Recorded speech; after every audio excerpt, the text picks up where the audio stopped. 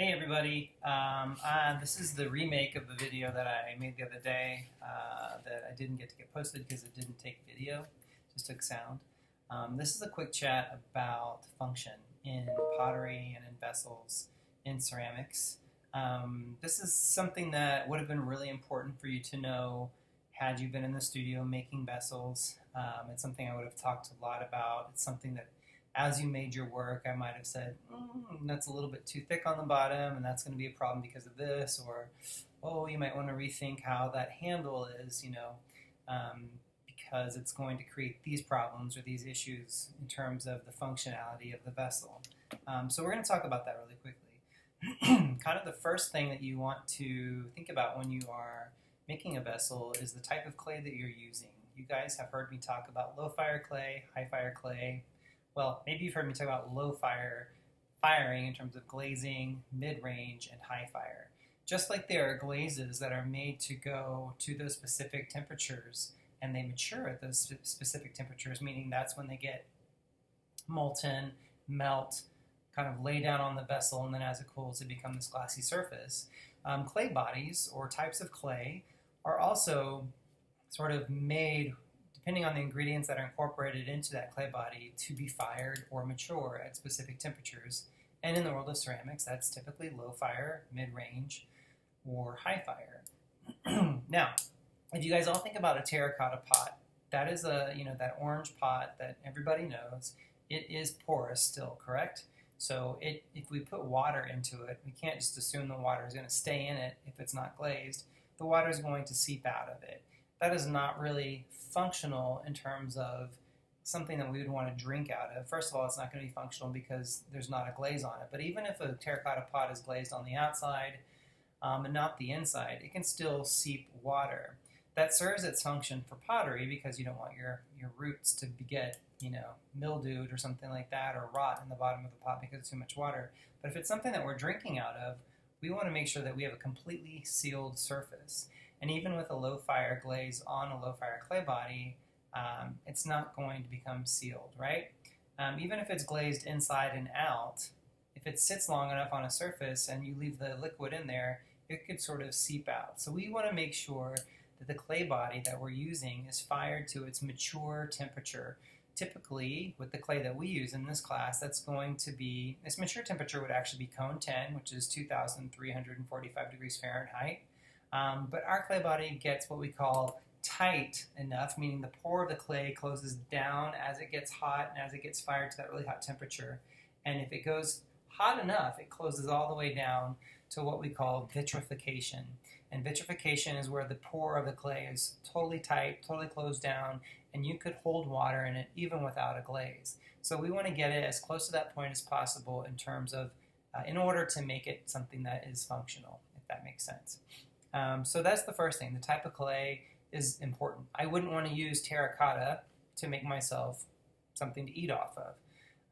I would want to use something that I could fire hotter to make sure that it's going to be, liquid safe and food safe. The other thing is, you can have food particles that fall into the clay body if it's not glazed, or if you have a glaze that's gotten a little bit of cracking or clay crazing, which is something that's pretty normal to happen and people still consider it functional.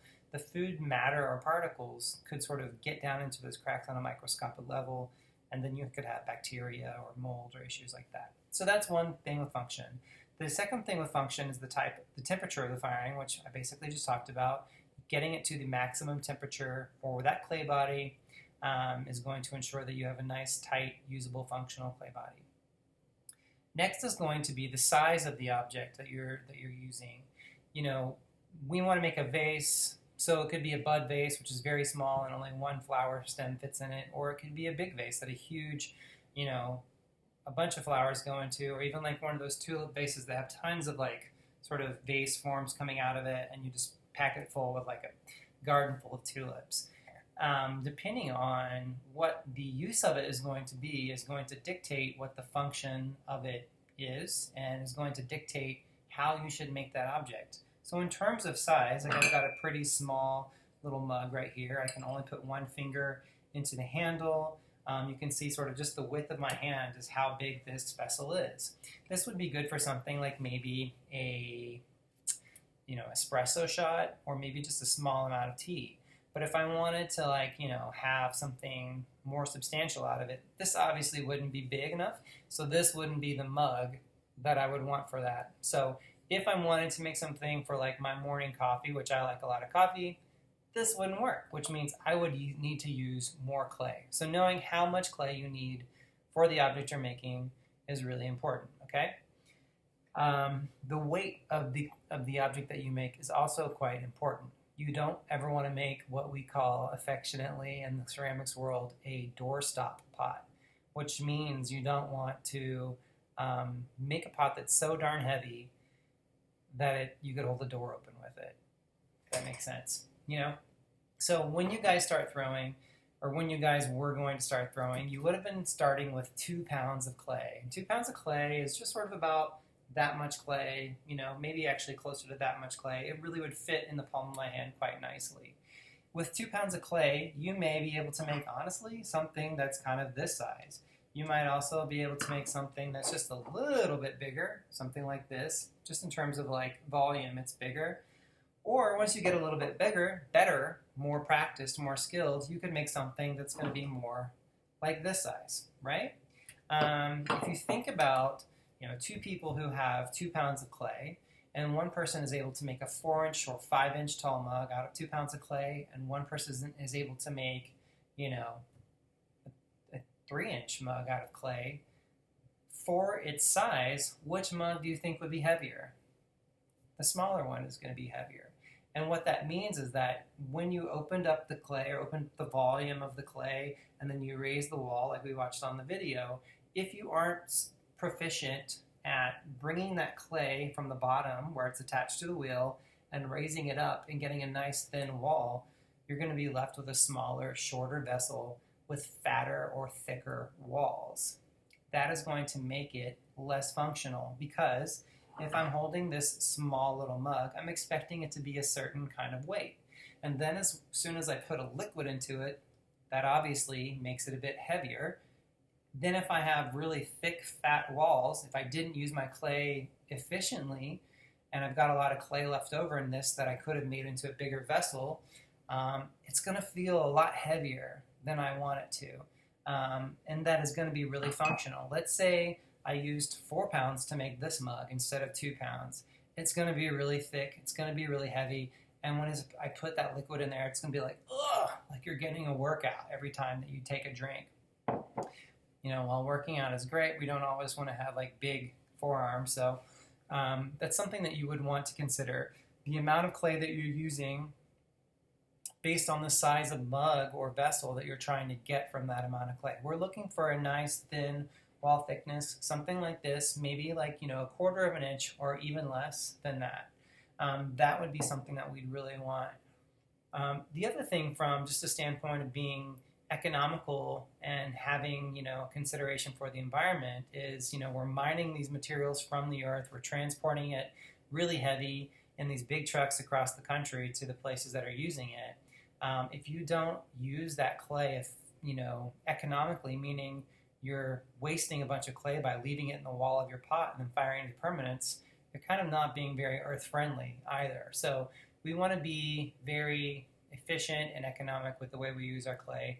And also, if you're like a poor potter and you're a production potter and you're just making a ton of pots to sell, it's not cost effective for you to not be proficient at pulling a nice thin wall up and making a nice light vessel for the size that it happens to be. Okay? One other thing that goes into the functionality of the vessel is the handle. So this mug that I was just holding, you can see it has kind of a pretty small handle. This mug here, it has a bigger handle. And what I mean by bigger is, yes, it's taller this way, but it's sort of coming out away farther from the vessel. Something that I try to encourage, and we try to encourage in general in ceramics, is the 1/3, 2/3 rule for handles. If your mug or the body of your vessel is 2/3 of the overall width of it, including the handle, then the handle should be 1/3. The reason for that is twofold. One is it's just aesthetically more pleasing. It's just sort of this formula that's been figured out over time. It looks right. And maybe the reason that it looks right is because it works better as well. If my hands are really close to the pot, if I put my fingers into that handle and it puts them all the way up against the pot, if this is a hot pot or hot vessel, the liquid that's in it is hot, it could potentially burn my hand and not feel really great, right? If it is too far away from the vessel, that means the weight of the liquid in the vessel itself is displaced farther away from my hand, which means it's going to want to do this, and I'm going to have to lift it back up because there's so much space in between where my hand is sitting and where the weight of the mug is. So we want to kind of go for that 1/3 to 2/3 in terms of the proportion of the handle. One, because it looks better. Two, and more importantly, because it's just something that's less functional in a way that people want to use it. All of these problems that happen, you may love a mug, but you do a shitty handle on it, or you do a handle that's just too big, and you probably won't use it because it doesn't feel comfortable. It doesn't feel ergonomically comfortable in your hands, okay? The next thing we'll talk about is the lip or the mouth of the pot. Now, you guys may have heard me talk about certain body parts or anatomical references when it comes to pots. All pots have kind of, the way we talk about them are like their human bodies. So we have what would be the foot, and that's typically trimmed into the bottom. Sometimes it's flat, but that would be what we call the foot. You have what we call the overall body of the pot, or what we would call the belly of the pot. It's sort of, depending on what the pot is doing. If it's got a little curvature going out, that would be the belly. Coming up from the belly, we would have what we call the shoulder of the pot. It's sort of like a shoulder going into a neck, shoulder going into a neck, and then that would be the neck of the vessel. Handle is just the handle. We don't really have a body reference for that. And then the mouth of the mug, or the lip of the mug, you get some more human anatomy thrown in there. And so when we're talking about vessels that could be anything from a pitcher to a mug to a cup to a vase form, we would use that kind of terminology for it. Now, the reason I talked about that is because of the lip. So if you can see this, it's a little bit more square looking than something like this, which is actually kind of sharp. There's sort of this beveled edge going down into it. That beveled edge fits nicely into a mouth. And that's where the lip can become a problem or can be really great. If the mug, like the lip of it, is sort of curved outward, I'm trying to get that so you can see curved outward, sort of naturally wants to go into the mouth. If it's really straight up and down, or maybe it's going in, you kind of have to angle your head a bit and really cock your head back to get the liquid out of the bottom of it. So things like that are another consideration. Let's say you make that top rim very sort of angular and square. That means there's a point on the inside and a point on the outside where, it's square, like one point right here, a second point right there. You don't want to put your mouth on that. You want to put your mouth on something that's sort of tapered and made to fit into your mouth. That's something else.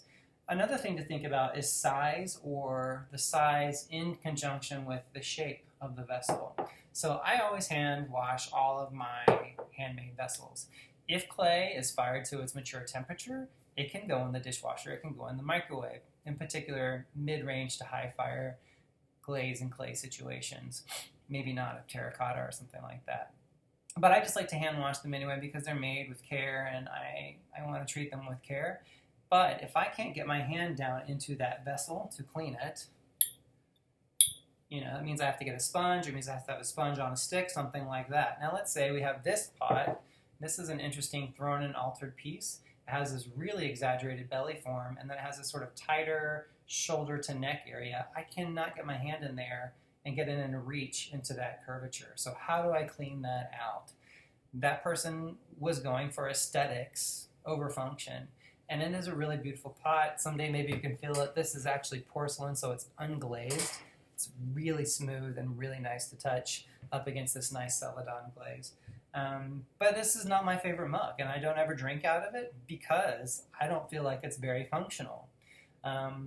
This kind of sucks because I think I paid $65 for this mug. But there you go. Another thing about size, besides getting your hand into it, is can your hand fit around it comfortably? And maybe you have big hands, but not everyone in the world has big hands, and you have people over to your house, and all you have are big U mugs. your friends might have to use two hands to hold that, and it sort of just changes their experience of using that vessel. So you might want to think about, having it big enough that you can get your hand in there to clean it, or get a sponge in there to clean it, but not so big that the average person can't put their hands around it. That's a little bit of a problem.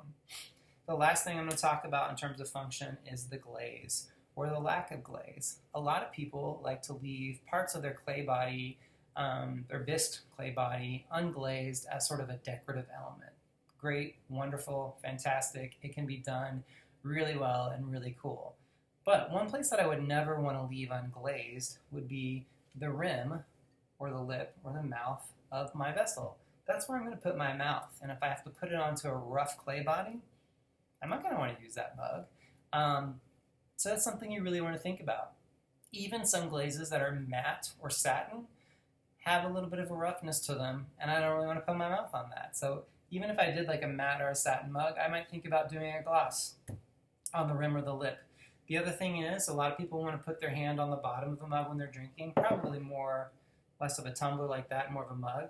So frequently what people will do, because we have to leave this unglazed so that it won't fuse itself to the kiln shelf, people will go back and sand this after the fact so that it's nice and it feels really good on your hand. If if it's really rough, for one, you're not going to want to touch it. Two, if you put it down on your grandmother's Chippendale sideboard or whatever, I don't know that they made sideboards, but it could scratch it. So this is another thing to think about the mug all the way around, the lip, the body, the foot, underneath the foot, the handle, and all of that.